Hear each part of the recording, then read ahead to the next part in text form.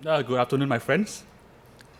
Our guest today is Chip Conley, someone I'm honored to call my friend. Chip is the founder and CEO and now executive chairman of Joie de Vivre. I hope I pronounced it correctly. Chinese guy, you know. California's largest boutique hotel company. But Chip is no ordinary CEO. He combines brilliance with wisdom and compassion in his work. Gavin Newsom, the Lieutenant Governor of California, calls Chip that rare breed of CEO who possesses both a brilliant business mind and a very big heart. He's a true role model for anyone who wants to lead. And that's what Gavin says about Chip. Chip started his company in 1987 at the age of 26 with no industry experience. He turned a seedy motel into a world-renowned hotel that catered to celebrities such as David Bowie. And Chip focuses on the higher human needs of his employees, customers, and investors. His company now consists of over 40 unique and award-winning hotels and spas and restaurants, employing over 3,000 people. It has been named the second best place to work in the San Francisco Bay Area. I wonder what number one is. With employee turnover rate at 1/3 the industry average. Chip has also been honored with top hospitality industry awards, and in 2007, he was named the Bay Area's most innovative CEO. And my friends, please give a warm welcome to Chip Conley.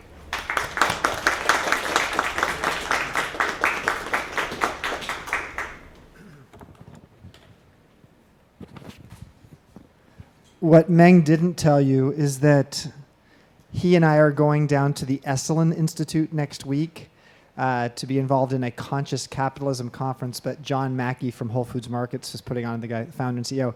So we're going to be hanging out naked in the natural hot springs overlooking the water next week. So I figured I'd tell you that. I'm going to be very transparent today. For those of you who are thinking you were coming to a business lecture, let me set you straight. This is a psychology lecture today. So I'm going to actually... Oh, she's excited. It's going to be a combination of business and psychology because, frankly, from my perspective, the most neglected fact in business is that we're all human.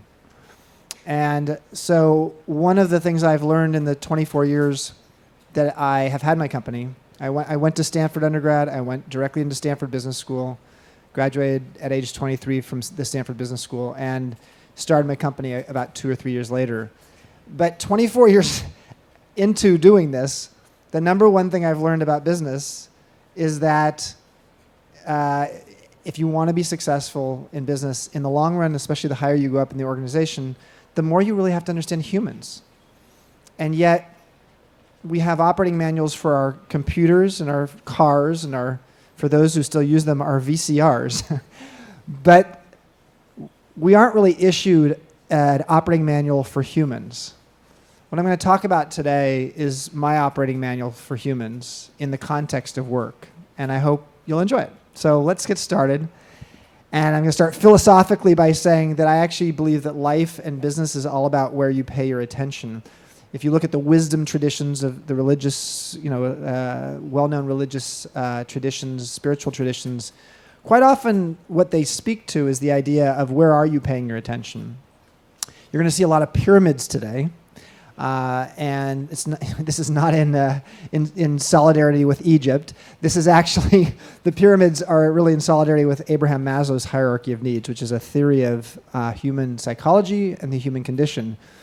And you'll see that as I talk about the idea of where we are on the pyramid, a lot of it will come back to where are you paying your attention on the pyramid?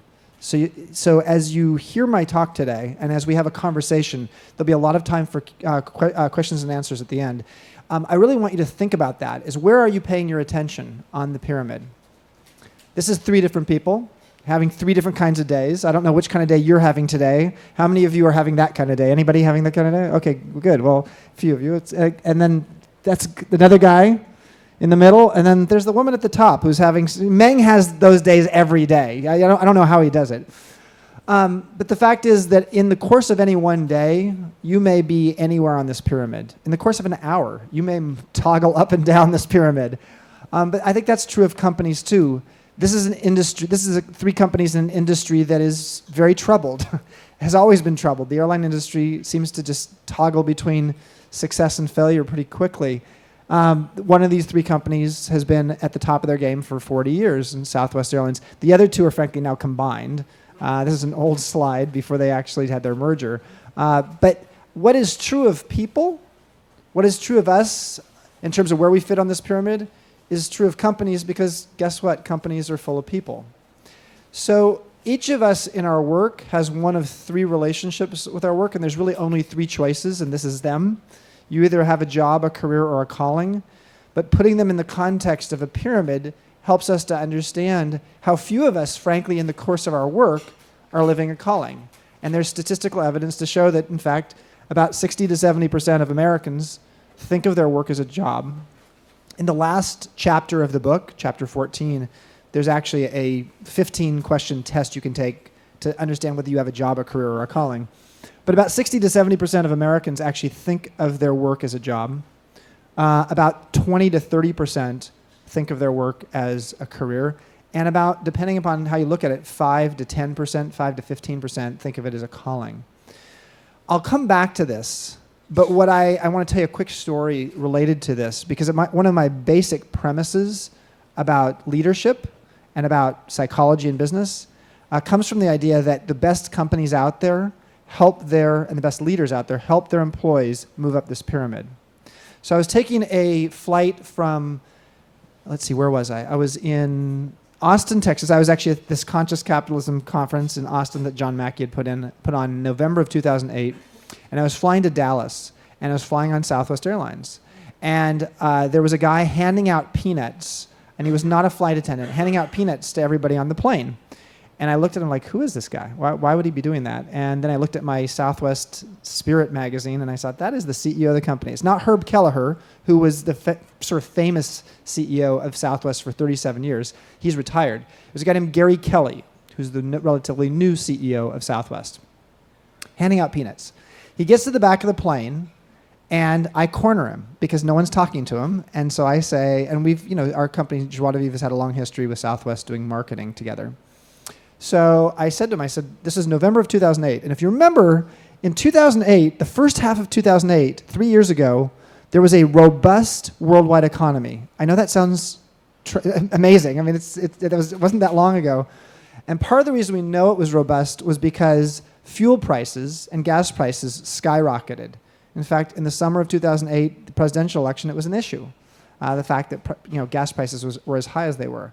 Well, with jet fuel prices going up, in the summer of 2008, most of the airlines in America started charging for things that they didn't used to charge for. Like what? Bags, luggage, what else? Meals, blankets, pillows, headphones. What's that? Oxygen.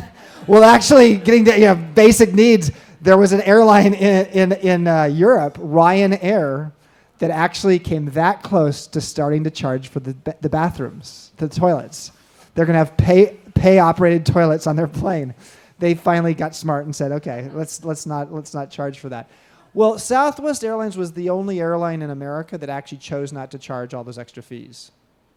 So I asked the CEO of Southwest, while we were on the plane, why is it that you haven't charged? And I thought the obvious answer was going to be, well, our customers like our low prices and we don't want to upset our customers and da-da-da. But instead he gave me a not obvious answer that relates to this slide. He pointed to the flight attendants and he said to me, have you ever noticed that the flight attendants on Southwest are having a different kind of experience than the flight attendants on United? I said, yes. In fact, I fly out of San Francisco a lot. It's a United hub. The flight attendants on United don't look like they're having as good of a time as your flight attendants. And he said, did you notice things changed after they started charging for bags? And what's happened in the last few months? He said, I said, well, in the last few months, it feels as if the flight attendants have become baggage handlers. because we're all now bringing all of our bags on the plane because we don't want to actually be charged for them. And actually it means that there's this like drill where we all have to get our bags on the plane fast because we have to get off the ground fast. And who's taking the brunt of that other than us as customers? It's the flight attendants. And what he said, Gary Kelly said to me, he said, United Airlines, when they made the decision to start charging for bags, gave no thought to what effect that would have on the flight attendants.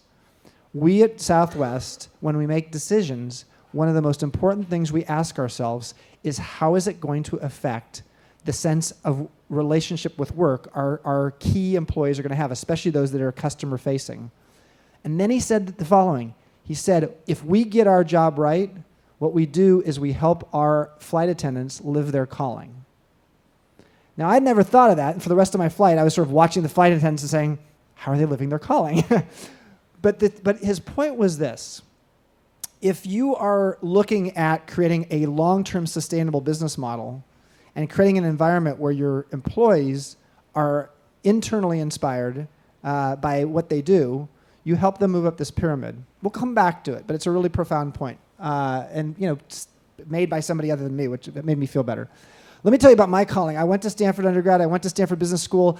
I graduated. I was the youngest guy in my class graduating from Stanford Business School. I was very ambitious. I wanted to go out and become Mr. Success. And I worked for Morgan Stanley between my first and second year of business school in New York. I didn't like that. I didn't want to be an investment banker smoking cigars and wearing suspenders. That was just not me. And I wanted to be a real estate developer. I wanted to do cool, sort of progressive real estate development projects. And so I decided to take a job out of Stanford Business School, earning $24,000 a year. I got paid 1/3 or 1/4 what the other jobs were paying me, but I really wanted to work for a developer in San Francisco that would teach me the business and help me understand how to do creative real estate development in San Francisco. A year into that, at age 24, I realized I hated what I was doing. And I thought like I was the biggest idiot in my Stanford Business School class because I didn't take the big money. I took a job out of Stanford Business School paying me $2,000 a month. I was by far the lowest person graduating out of my class. And I hated what I was doing. So that's when I actually went down to the Esalen Institute and I started learning how to become a massage therapist. I was going to be the only Stanford MBA who became a massage therapist when I grew up, which is not a bad thing since I found out today from Meng that you have 200 massage therapists on staff here. So maybe I could have gotten a job at Google. But it's probably the only way I would get a job at Google. But I actually decided on my 26th birthday to start my own company. I called it Joie de Vivre, which is a very impractical name for a company. Hard to spell, hard to pronounce. Most people in America don't know what it means. Even if they did know what it means, they wouldn't know how to live it. But it's about joy of life. And I said, that's what I was looking for. I want joy of life for myself. I would like to create an environment where my employees have that, and I'd love to provide that to our customers too. So the first, but as Meng said, I had no hotel experience. I understand real estate development a little bit, but I didn't understand hotels. So I bought this motel in the Tenderloin in San Francisco. Now, I'm not from a wealthy family. Anybody from like Southern California area at all? A few of you. So Long Beach Poly High School. So I mean, I was not from Beverly Hills. I didn't have a bunch of money in my pocket. So I went out and I raised $1 million from people I went to college and from business school with. And I bought a motel in San Francisco that was at the corner of Larkin and Eddy. We call that the gateway to the Tenderloin. I call it a good place to go for a run, not for a walk. But also it was quite well known because it was called the Caravan Lodge. And the Caravan Lodge was the place that you walked into the lobby and you saw the nightly rates posted, $49 a night. And then in a slightly smaller font in the lobby for everyone to see, it just said $20 an hour. It was a pay-by-the-hour motel, what we call a no-tell motel, where people went on their lunch hour. So I bought it, had to get rid of Vinny and his girls. That was our biggest corporate account. And decided to create a rock and roll hotel. And at age 26, the idea of having all these rock and rollers staying with me in my hotel sounded like a cool idea. And who else was going to stay at a broken down 1950s motel in the ghetto? Did have bus parking, very important for bands. They like the bus parking. And the Phoenix, which is what I named it, became sort of a hit pretty quickly. And it still is. I mean, it's a funky place. A lot of the people you see on the screen here started staying there. And what it taught me pretty quickly in the boutique hotel business is it's not you are what you eat, it's you are where you sleep. And let me explain that. You are where you sleep. Because this is actually something I started talking about 24 years ago. And when I started talking about this in the hotel business, they thought I was absolutely nuts. And now it's like the way the world looks at things. Because we buy products that are a representation of ourselves. I mean, that's just how we buy products. And we buy them not so much based on our demographics, but more based upon our psychographics. Let me explain what I mean. Every time we create a hotel, we actually imagine a magazine that defines the personality of the hotel. And the reason we do that is because it's a really helpful, holistic way of imagining how to create a holistic product and a personality that we can all sort of sort of understand what it is. So that first hotel, the Phoenix, was based upon Rolling Stone magazine.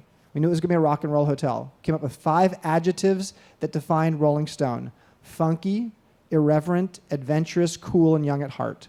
And everything we did in creating the hotel, from the art we chose to the staff we chose funky, irreverent staff, to the uniforms they wore or they didn't wear, because if they're funky and irreverent, they never wore their uniforms. So to this kind of services and amenities we offered, it all had to come back to those 5 adjectives. But the miracle in this was not that it helped create a very interesting hotel. The miracle is about a year into it, when I started to see who were our biggest advocates, our evangelists, the people who were going out and telling their friends about it, I started to realize that what was common about them was they would use these 5 adjectives to describe themselves. So it was like the hotel was a mirror for the aspirations of the customer. Does that make sense? So I call this creating an identity refreshment. If someone checks into the Phoenix and 3 days later they check out and they feel a little bit more funky, irreverent, and adventurous, we have created more than just a lodging experience. We have created an identity refreshment. Now, the problem is, if you are like my mom and you're not funky, irreverent, or adventurous, then we may have not created the right identity refreshment for you. So that's why we have 35 different hotels. We're the 2nd largest boutique hotelier in the US now. So I created a hotel for my mom, which was the Hotel Rex in the Union Square area, based upon New Yorker magazine. The 5 adjectives were clever, literate, artistic, worldly, and sophisticated. Then there is this hotel, that hotel up there. Some of you may have even stayed there. Any of you ever stayed at the Hotel Levante? A few of you, yes. Well, let me say, Google should buy this hotel. 12,000 room nights a year. That hotel gets 12,000 room nights from Google every year. Do the math on a 91-room hotel, 365 days a year. You know that Google should buy the hotel, because they pretty much, it's almost all Google people there. And there are other hotels closer to the Googleplex here than the Avante. But why does Google put people up there? And I mean, if you drive by it, it's not much to look at. It looks like some 1982 garden apartment building. But when you go inside, it's got a little bit of a cool, in the valley, how many interesting hotels are there? Not a whole lot. So it's more interesting than most hotels. But what we really found was in year 2000, when we created this hotel, which was 2 years after you guys started, we decided to use Wired magazine. And if you want to know the 5 adjectives we used to define Wired, that we used to then create the Avante, they were smart, techie, creative, visionary, and iconoclastic. Do those describe Google? Smart, techie, creative, visionary, and iconoclastic. We did that in year 2000. We'd never heard of Google. We didn't know who Google was. Luckily, I have a handful of venture capitalist friends, private equity friends, who in 2001 said, look at this little company with the G in Mountain View. They would be a great corporate account for your hotel. And we actually reached out to you in 2001, and you as a company started using the hotel soon after that. And there was a great fit, because the identity refreshment we were creating for Google visitors was a good fit for how Google saw themselves. Then up in San Francisco, for those of you who are occasionally up in San Francisco and at your office, we have a hotel right near your office in San Francisco, the Hotel Vitale. Anybody ever been there or seen it? Americano restaurant there too. This was a hotel that we opened 6 years ago and started the process of trying to build it 13 years ago. What I believed was that there was a customer out there who's what I would call post-W, pre-Four Seasons. And what I mean by that is they've sort of outgrown the sort of narcissistic, hedonistic, you have to wear black to walk through the lobby kind of boutique hotel. Have you ever been to one of those before and felt maybe out of place? Well, I do because I'm old. But they weren't ready for their parents' version of luxury, if their parents even had a version of luxury. They didn't want it like old school traditional luxury. And we call these people bourgeois bohemians, or as David Brooks called them, bobos. So if you like the Hotel Vitale, you are a bobo. So it was Dwell magazine, a modern design magazine, meets Real Simple. The 5 adjectives were fresh, natural, nurturing, modern, and urbane.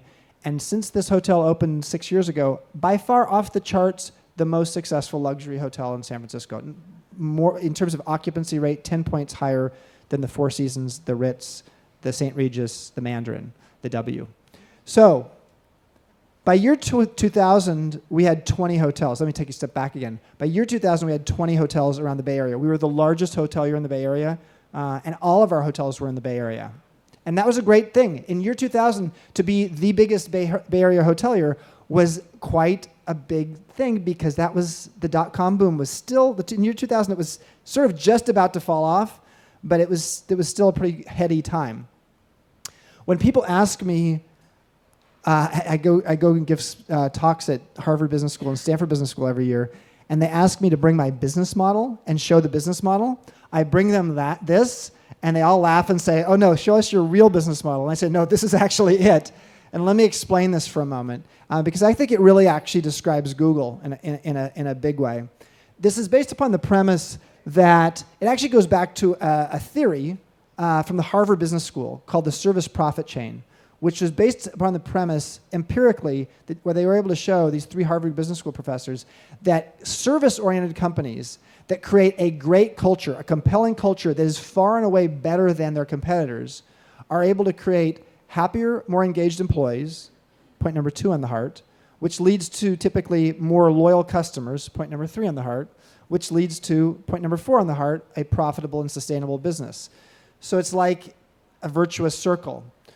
In 1997, when we were 10 years old as a company, and we had 13 hotels at that point, and we were growing very fast, it was apparent to me that if we were not going to actually start investing in culture, and we had invested in culture, but we needed to do it a lot more consciously. And so we brought in 2 executives from Southwest Airlines, a company that we have modeled ourselves on many times. And we said, for a 3-day retreat, teach us about Southwest. We bought a book called Nuts. It's a book about Southwest culture. It's from 1997, so it's an old book at this point. And what we learned about Southwest is that one of Southwest's number 1 competitive advantages is, from a cultural perspective, they were so much more successful in terms of the culture they created for their employees. And as they got bigger, their culture got stronger. Very important for Google, because this is a very powerful culture here. But as Google gets bigger, how does the culture get stronger? That's what we wanted to learn from Southwest. And ultimately, this is what we learned, and we put it in the form of a heart. Even though Southwest Airlines actually has a heart in their logo, and you know what their stock ticker symbol is? LUV, from Dallas, no less. I mean, like these Texans actually love. I mean, who would have?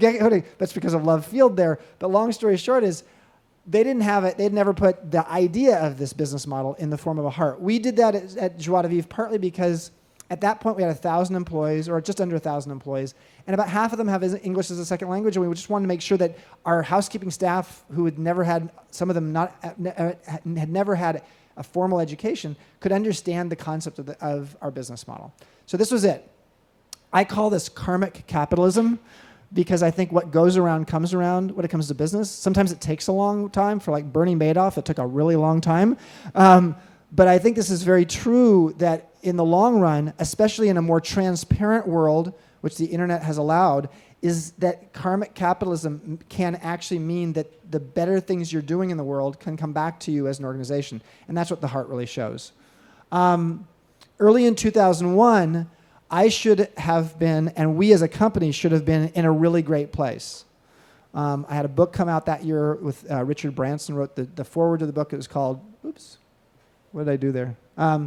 It was called The Rebel Rules, Daring to Be Yourself in Business. But by early 2001, things started to look pretty ugly here in the Bay Area. I don't know how many of you were here in the Bay Area working at that time, but between 2001 and 2005, we all know the Bay Area suffered through a pretty cataclysmic downturn, especially here in the Valley. In fact, between 2001 and 2005, Silicon Valley hotels experienced a 53% drop in revenues on average. So imagine if your industry saw a 53% drop in revenues for the industry for over a 4-year period. That's pretty ugly. In San Francisco, the drop was 35% over a 4-year period. And if you remember, all of our hotels were here in the Bay Area. This is the worst percentage revenue drop in the history of American hotels since World War II. So I went from being the guy on the left to the guy on the right really, really quickly. And what I mean by that is previously it looked like we were smart because we had all of our eggs in the Bay Area basket, and quickly it looked like we were in trouble. And we were also in trouble because of these guys. You've all heard the expression disruptive innovation. It's actually an expression that's used quite often in the high-tech world about how Netflix comes along and kills Blockbuster, and you see it in high tech more often than you do in our industry. I never expected to be disruptively innovated, but this is what's happened in 2001. Because in 2001, all of a sudden, the way that actually our customers booked our rooms changed, and they started doing it all online. And so there was an intermediary, which if you're a boutique hotelier, this commoditized approach to actually booking your hotel room wasn't really the best way for our customers to understand whether they were getting the right hotel. And guess how much we pay in commissions to Expedia? We pay less now, but back then, 2001, how much do you think we paid? 12%. Higher. 20%? Higher. No, she's the negotiator, whoever she is. 25%. So if our average room rate in year 2000 was $200, and by 2002 it became $160 because the market fell apart, at $160, if we're paying a 25% commission to Expedia and you booked on Expedia, we're only seeing $120. So between this, the dot-com bust, the Afghan war started about that point, and then we became Fortress America. 9/11, I forgot about 9/11, yeah. After 9/11, did people want to jump on a plane? No. Did people travel a lot for a while? No. Then the economy soured. Did people want to spend money? No. Afghan war starts. We have a Fortress America perspective. It's hard to immigrate or even just to visit the U.S. from outside. SARS happened 2002, 2003.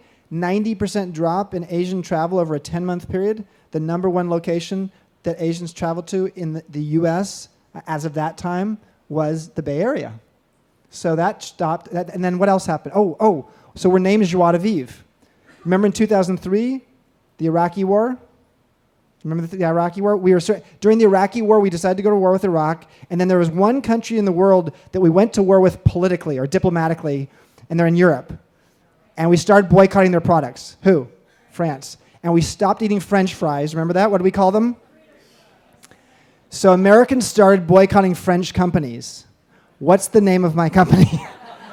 I was getting letters from Orange County and Danville and all these hotbeds of conservatism, and they would write me and say, we're boycotting Joie de Vivre because we're boycotting all French companies. And I would write them back and I'd say, I'm sorry, we're not a French company, we're based in San Francisco. And they would write back and they'd say, oh, that's worse. So it's like San Francisco's left of Paris. So long story short, we were in trouble. We had about 1,000 employees at that point. I didn't know how I was going to make payroll in a couple months. And so I ended up in the Borders bookstore at the corner of Post and Powell at Union Square, around the corner from our office on a lunch hour, looking for a clue. I initially was looking for a business book. I was sort of going back to my business roots as a business school MBA from Stanford. And I said, I want to find a business book. But within 3 minutes inside the bookstore, I actually realized I didn't need a business book. I needed a self-help book. And so I ended up in the self-help section of the bookstore. And I found a psychology book. I only took one psychology class in college. Any of you ever go to Stanford? Anybody go to Stanford? There's a professor named Professor Zimbardo, sort of famous, and that was the one class. I took a Professor Zimbardo's Psychology 101 class.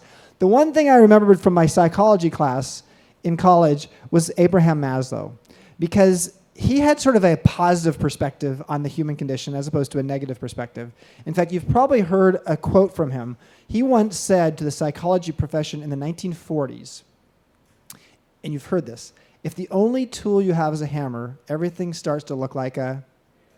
That was Abe Maslow. And he said it because what he said was that the psychology community had gotten so used to actually studying people in trouble that they just assumed that everybody, as humans, had lots of troubles, and that their job as psychologists was to find the troubles. And that's sort of what consultants do. That's what a lot of people do in life. But the reality is it goes back to where are we paying our attention? What Maslow said is let's pay our attention to people who are fulfilled. What if we studied 1,000 people who are actually in a better place in life, and we studied their best practices in the human condition as opposed to the worst practices? And what if we could then teach it to other people? And that's what he did in the 1940s, and he created what he's famous for, which is Maslow's hierarchy of needs. Now, I'm not going to tell you whether there's problems with this model, and during the Q&A we can talk about it. It's not perfect, but it's pretty famous for actually helping the psychology industry and profession start rethinking the idea of best practices versus worst practices. What Maslow was able to show was that people who are actually fulfilled in life have their basic physiological needs met. We have 4 basic needs each of us needs no matter where we are on the planet. What are they? There's a 5th need that you think everybody has to have. That is not absolutely required. Ask a nun. But it's water, food, air, and sleep. You have to have it. You cannot actually live for very long without those 4, no matter who you are and where you live. But that's not the purpose of life. And above that becomes your safety needs. Once those needs are partially met, you go to your safety needs, your social belonging needs, your esteem needs, and at the top of the pyramid, Abraham Moslow, and I swear he was not from Mill Valley hanging out in a hot tub. He was a guy from Brooklyn. He wasn't like, he was not like sort of like a crunchy sort of, granola head. He basically said, at the top of the pyramid, people who are in the fulfilled state are self-actualized. And what he meant by that is that they're being all they can be, to steal a phrase from the U.S. Army, who actually stole that from Maslow. Being all you can be. He said, people who are in life, in their best place in life, and they feel like, I'm just being all I can be. I feel like I'm in a place that just, in my life, that just feels like this is why I'm here on earth. When you're in that state, you're at sort of the peak of the pyramid. And you would have peak experiences at that time. And when someone has a peak experience, they tend to lose track of time. They basically sort of become one with the world. Now, for most of us, this doesn't happen for extended periods of time. We have these moments of peak experiences. They're moments. And they don't have to happen in work. I mean, most of them probably don't happen in work. But I'm reading this book. I actually sat for 4 hours at the bookstore. I finally said, okay, I can afford the book. I didn't take its salary for 3.5 years during this time. I went for 3.5 years without a salary because all of our senior executives had to take major, major cuts in pay in order for us to get through the time without doing any layoffs, because we just didn't want to do layoffs. So I asked myself, as I was reading this book, and I took it home, and the next couple weeks, I said, well, if individuals, if we as humans can actually be self-actualized, why couldn't a company be self-actualized? Because a company is just a collection of humans. It's an interesting question to ask. So I went back to my senior execs and I said, let's look at how we would apply the hierarchy of needs to a hotel guest experience. And we did. And so this is the hotel guest experience. And right here on the pyramid, if you're staying at Motel 6, that's all you expect. Maybe that and the lights being turned on. Because at the bottom of the pyramid, when you're actually not spending a lot of money, you do not expect a lot. But if you're staying at the Four Seasons, you're expecting a lot more. So what we started to see is that, hey, Maslow's hierarchy of needs, there's a hierarchy of needs for everybody. We all have hierarchies of needs. And we started to say, well, how do we apply this to our 3 most important stakeholders in the company? We took the 5-level hierarchy of needs and we turned it into 3 levels. Because there's really 3 key themes in life. There are really three key themes in life. There's survival, which is your physiological and safety needs. There's success, or succeeding, which is your social belonging and your esteem needs. And at the top of the pyramid, there's this thing called transformation, when you are feeling self-actualized. So I'm going to quickly go through these, using this as the model, our three key constituencies, and how we apply this to our three key stakeholders or constituencies. This is the employee pyramid. I think that Google does this very well, frankly.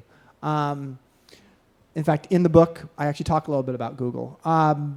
The base of the pyramid is money. Now, that doesn't mean that there aren't CEOs making $50 million a year who are sort of feeling like it's a higher need, too. But the baseline is money, or our compensation package, or in Google's case, with the full range of what you have as additional perks. It's all of that. It's the package of compensation that makes you feel like you're either well compensated or not. It's not just your salary. That's where survival comes from. That's where you get sort of base motivation. But the reality is that most people do not leave their job because of money alone. It's not the number one reason. It's fourth place. It's the fourth most likely reason why a person leaves their job. In the Valley, it's the fifth. I know you may not believe that. Like everybody in the Valley is just only interested in money. No, it's the fifth. In the Valley, it's the fifth most likely reason a person leaves their job, based upon surveys here. So, what's the number one reason people leave their job? Their boss. Oh man, you're so stupid. You're so smart. You're so smart. Yes, that was good. Exactly. So Gallup did a survey, and Marcus Buckingham wrote a book about it. First break all the rules. And they showed that the number one reason people leave their work, they join a company, but they leave their boss. So they join a company and they leave their boss. So this part of the pyramid, feeling recognized, when you actually feel recognized by your boss, by your peers, by the organization, you're seen for who you are, you have a career track, you have the sense that you are appreciated and recognized for what your skill set is. When that's happening, you're more likely to be loyal because you're loyal to other humans. You're maybe loyal to the company too, but generally speaking, at the end of the day, you're loyal to other people. That's the second level of the pyramid. But at the top of the pyramid is this idea of meaning. And I want to come back and show you something that we talked about earlier. Take a look right over here on this axis, on this line here. Job, career, calling. When you actually are focused on your money, and that's your predominant thing you're focusing on, it's a job.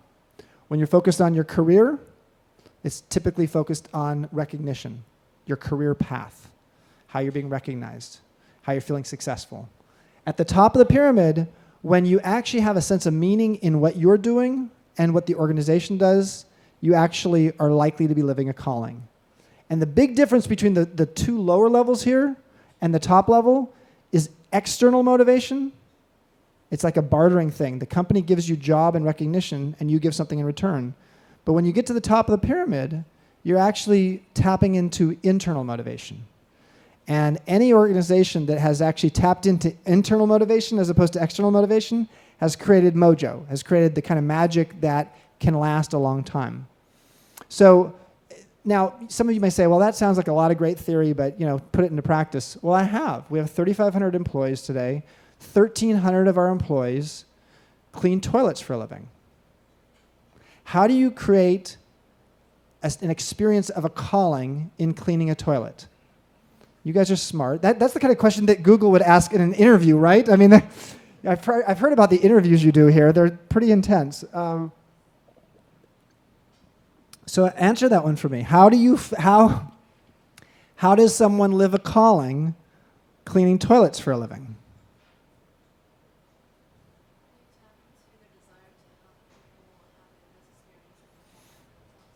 What she said was when you tap into the people, their interest and ability to help people to have a great experience in the hotel. Absolutely. The bottom line is you cannot help someone live a calling by focusing on their task. And this has been proven in hospitals. Fascinating survey 5 years ago. American hospitals, they looked at hospitals across America, And they looked at the variables that create the most successful hospitals. They looked at how smart are the doctors, what schools did they come from, what's the insurance programs they have, where are the hospitals located, are they in affluent areas, et cetera, what kind of specialties are there.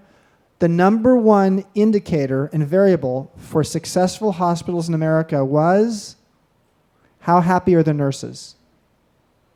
Number one, off the charts, way above number two. So then they said, well, what is it that makes happy nurses? And what they found is that nurses who think of their work as a job have a tendency to think of it as a checklist of 32 things they have to do. And those nurses who really love what they're doing and are living their calling are focused on the purpose of what they're doing and the impact it has on in this case, patients. For us, for our housekeeping staff, it's our customers. So if you want to help people move up the pyramid, you have to figure out how to link the impact on customer with the employee. So we do a variety of things. Chapter 6 in the book is all about meaning, talks about some of them. But we come up with all of these ways for our housekeeping staff to get connected face-to-face with our guests and to hear stories.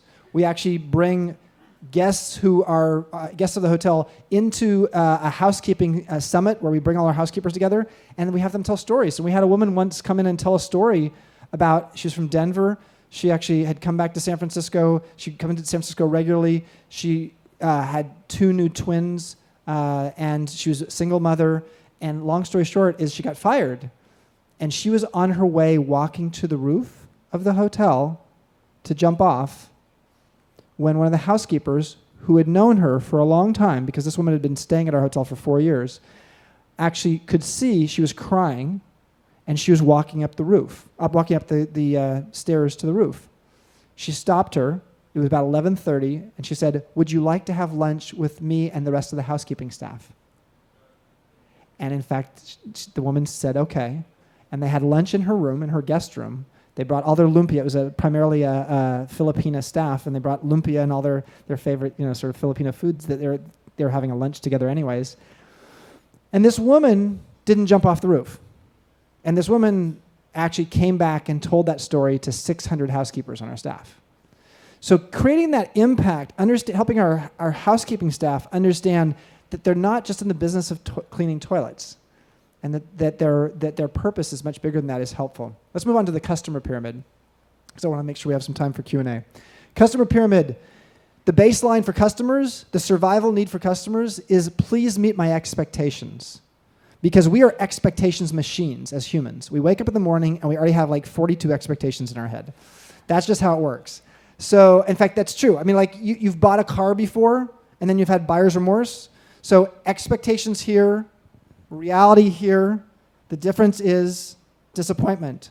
You've gone on a honeymoon. Expectations here, reality here, divorce. I don't know. But the fact is that's how our minds work, and that's how customers are. And the more we're spending as a customer, as a Four Seasons customer, our expectations are higher than as a Motel 6 customer.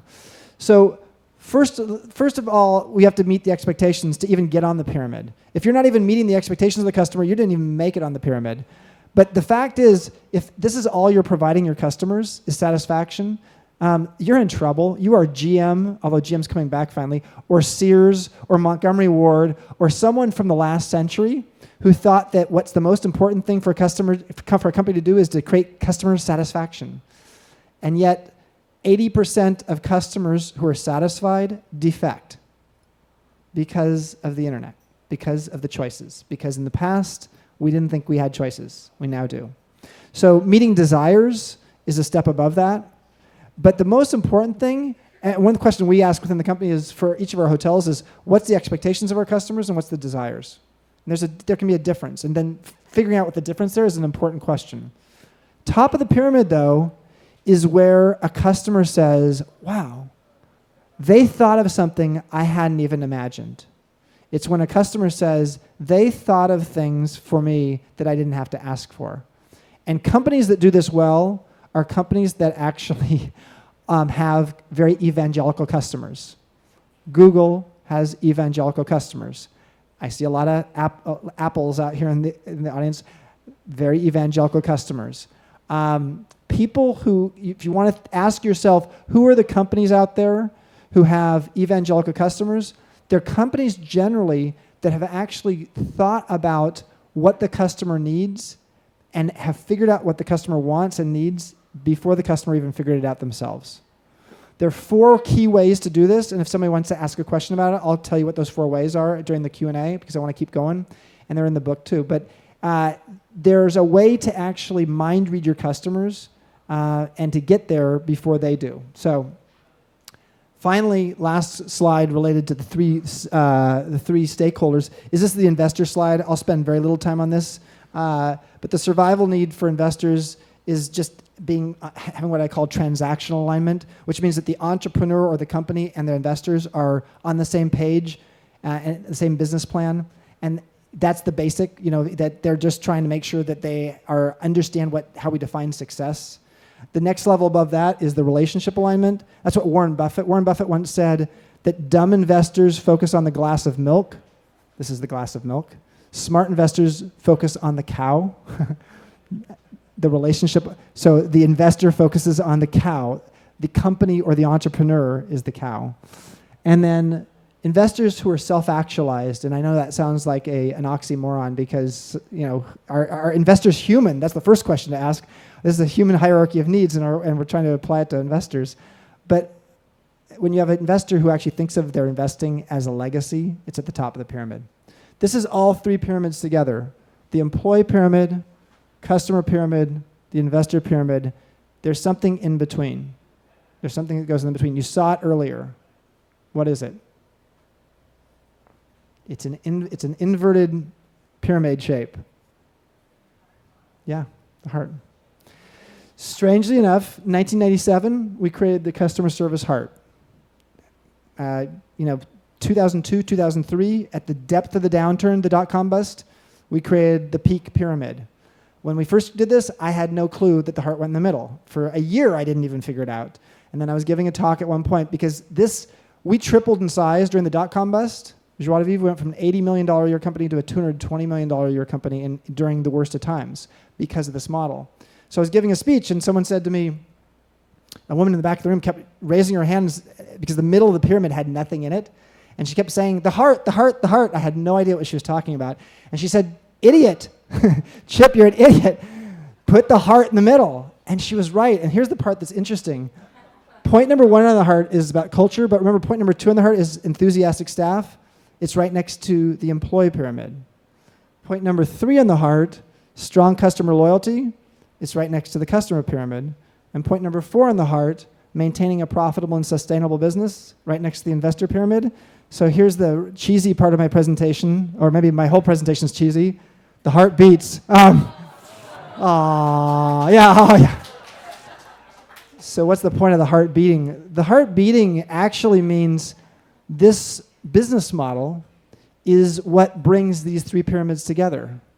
If you're on Southwest Airlines, they're not perfect, but I'm just using them, as an example today, and you actually see a flight attendant who is living his or her calling and making you feel good as a customer, the truth is that experience of having somebody who's enthusiastic helps you move up your pyramid as a customer. And if you're moving up your pyramid as a customer, more likely the investors are moving up their pyramid too. Here's a bunch of companies that consciously use Maslow. I have put Google here because I think you do. I don't know that for sure, but I have had a couple conversations with people who work here who have actually told me that there's a Maslowian element to Google.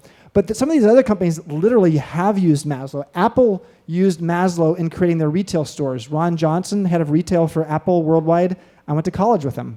He told me about this. Harley Davidson, the guy who actually helped remake Harley Davidson in the 1980s, was someone who studied with Abe Maslow. Tony Hsieh at Zappos, Tony wrote the foreword for my book. Complete Maslow mania at Zappos. So there's a lot of companies that use it. This is the book, and the basic premise is that if you create peak experiences for your key stakeholders, you will be able to create peak performance for your organization. And it's really simple. It just comes back to the idea that at the base of the pyramid, it's all about survival. And especially in a recession, the tendency is for us all, whether we're an employee, whether we're a customer, whether we're an investor, we all sort of go back to survival mode. But survival mode is a commodity. And when you move up the pyramid, you're moving from commodity to differentiation to deep loyalty. And at the end of the day in business, it really is all about deep loyalty. Whether it's deep loyalty of an employee through living a calling with the company, whether it's the deep loyalty of a customer being an evangelist, or whether it's the deep loyalty of an investor who's looking at the investment as a legacy and a long-term investment, as opposed to just a wham bam, thank you ma'am kind of investor, which excuse the expression, but that's how most investors on Wall Street are. So I hope you'll all seek the peak. This is a little bit more information on Joie de Vivre, a little bit more information on me that my publisher required me to come up with. And then for those of you who really want to understand a little bit more about peak and some of the peak organization opportunities of what we do, this is the website for a lot of companies now that are actually using peak as a model for their company. So thank you. I'm going to open it up for questions and answers now. So thank you very much. So, questions? Anybody? Go for it. Yes. So I used to teach high school students, and I used to be able to say very freely, like, I love my students, I do this because I love them. And now I'm here at Google and I teach engineers leadership. Mm-hmm. So how do I talk about this idea of like love of customer, of employee, of investor, my stakeholders, without sounding like the right word is, but like a granola head. Yeah, or like you're demeaning this person, or like they're babies or children, Well, so what I've done, so let me tell you, Meng and I are going to be next week with a lot of CEOs of companies, a lot of senior executives in companies, and some academics. What's great about today versus, say, 10 or 15 years ago is there's an awful lot of empirical evidence today that a love-based culture, that's going too strong. I would rarely use that phrase. I would use a stakeholder-driven model to make it sound a little bit more empirical. That model has been proven to actually be very effective for both driving shareholder returns, but also creating a legacy in an organization such that it has long-term viability. So there's a book called Firms of Endearment, which is a terrible name for a book. But Firms of Endearment actually sort of went toe-to-toe with Good to Great, Jim Collins' book, and actually studied a bunch of companies, comparing with the Good to Great companies. And these Firms of Endearment companies were companies that actually took a stakeholder love approach to their key constituencies and stakeholders, and they were able to show over a 10-year period that the actual returns on the stock market were much better. So I would say, language is important. I would say love-based, using the word love is a cautionary word I would use. I would say there's other ways you can present it. But in terms of those who actually want to say, well, I don't believe in that. I believe that business is all about transactions. So this is really the difference between at the base of the pyramid, it's all about transactions, and at the top of the pyramid, it's about transformation. And there are times in business when it is all about transactions. I'm not saying that that's not true. It is. There are times when the transactions are what define the business. And yet, over the course of the long run, transactions are a commodity, but transformation is actually something that actually shifts something in a fundamental way. And that's ultimately what Google's is about. I mean, so for you have a mission statement and a culture that's sort of built on that. So it's easier for you to maybe get your fellow employees to sort of see the importance of that. One thing that's been very gratifying for me is the two industries. I was sending this to my friend Dan, who's one of your smart guys here, and I've known a long time. That the two industries that have shown the most interest in Peak since they came out are the healthcare industry and financial services. Healthcare because many people got into healthcare for the top of the pyramid, for the meaning and the calling, and they don't feel it anymore. And healthcare is going through a major transformation and needs to rethink how they actually operate. They're interested. And the other is financial services. And financial services as an industry is a transactional industry. And yet, there are huge companies out there who are now hiring us to go out and remake their whole program on retirement and their program on how they help their employees move from living a transactional culture to more of a long-term transformational culture. So I do think there's enough shifts out there in the business world and in the academic business world where professors, when I was at Stanford Business School, they had a couple classes on relationships. Today they have lots, and they have a class on happiness at Stanford Business School now. I mean, it's a class all about happiness, believing that happiness is the number one thing that actually creates success in business. Well, okay. We didn't have that in 1984. So what else? Yes? So when you were going through your slides, the customer slide, where you have the expectations, Let's go back to that. desires, and then so this kind of looks a bit to me like how our employees kind of see our company. This is, okay. So this resonated. When I saw this, I was like, oh, this is kind of like how I think in a lot of ways, especially since we've become a branded kind of company, people come into the culture with certain expectations. That it's less of a how, and I don't want to paint like a dark picture because this place is amazing. I love this place. And you've been here for a while. Yes. Okay. But at the same time, I do think that people come in sometimes with less of an attitude of, not so much what can I do for my country, but what can my country do for me? Right. So I'm just wondering, how does this actually work when your employees are more like customers? I think in a lot of ways. Well, I mean, employee, there's a bit of a connection here. When employees sort of think of their work as a job and they're just punching in and punching out, and the question is what am I getting from my job, as opposed to what am I becoming as a result of my work? Let me say that again. It's a very important thing to consider when you're doing your work. Most of us in our work have a tendency to think of what are we getting from our job, as opposed to what am I becoming as a result of my work.